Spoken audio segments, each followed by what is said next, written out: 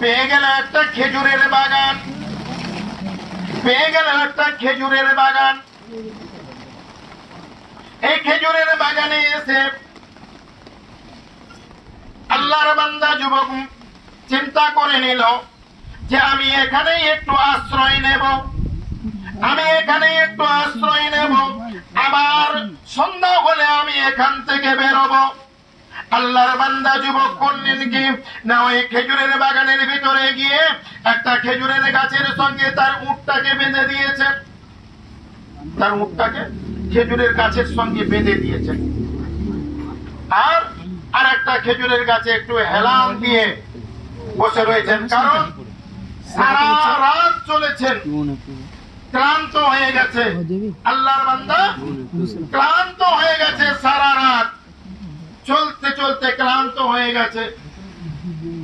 একটা খেজুরের গাছে হেলান দিয়ে একটু বসে গেছেন, বসে যাওয়ার সঙ্গে সঙ্গে ঘুমে এসে গেছে, ঘুম ধরে গেছে। ঘুম ধরাটা স্বাভাবিক, যুবক ছেলে সারা রাত চলছে, ঘুম আসা স্বাভাবিক।